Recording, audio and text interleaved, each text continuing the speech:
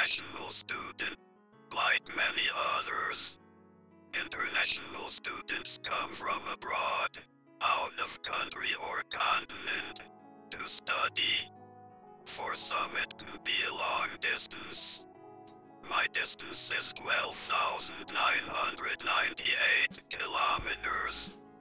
I aim to make this a personal study of myself as a method of expressing what many international students feel.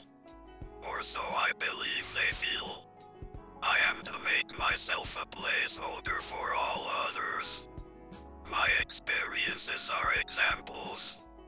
I am nothing more than a footnote. My voice a placeholder for voices. There is a roof over me. There is a house around me. But the house is not a home. By blood I am Swiss. The question of, is Switzerland my home? Is then a natural one to ask. While I have family there and in the past visited it regularly, there has never been a moment where I have lived there. I am connected to it by the blood in my veins and family that lives there. But that is not enough to make it a home. I have no concrete criteria for what a home is, only doubt and confidence for what home is. I cannot call it home with any confidence. It lacks the familiarity, comfort and air of home. Switzerland is no home. Less can be said about the Netherlands. I am half Dutch, but I have never been to the Netherlands. I cannot speak the language. I have no memories or fondness towards the Netherlands. What I understand and see of it is the same others get by tourist adverts. I am half Dutch and can never call it home.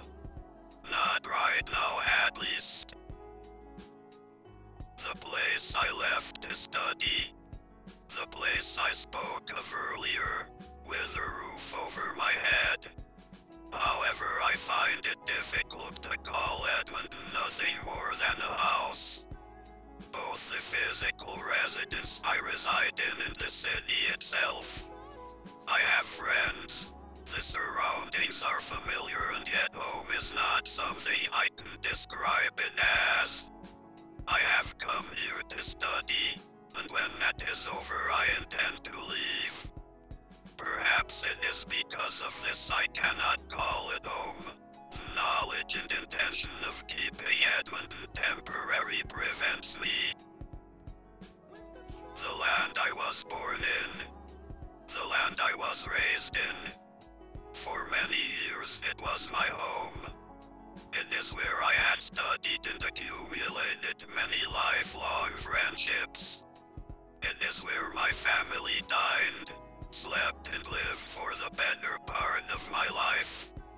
It has the air of home, the familiarity, the joy, the memories and the close connections.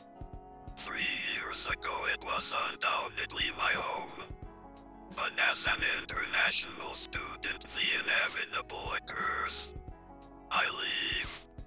Family is no longer present. Friends slowly but surely trickle out. The land of Singapore remains familiar.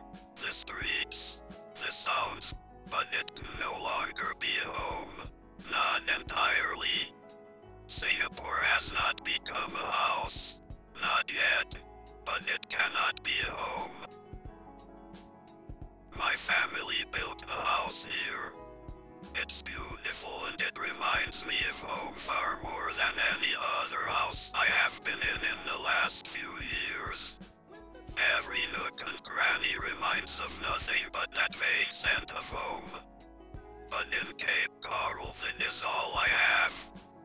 This one plot of land. Outside is not home. My home is surrounded by houses. I don't know if I will come to call Cape Coral home. The streets are unfamiliar. It is a foreign land. Maybe one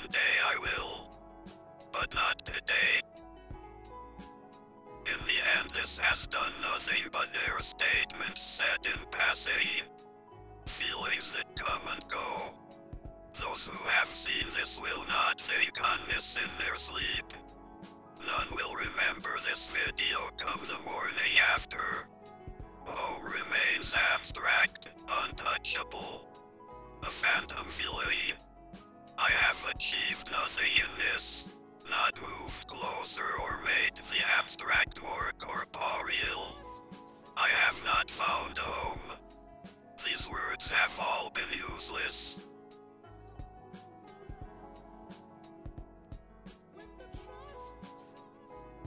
But that does not mean they should have remained unsaid.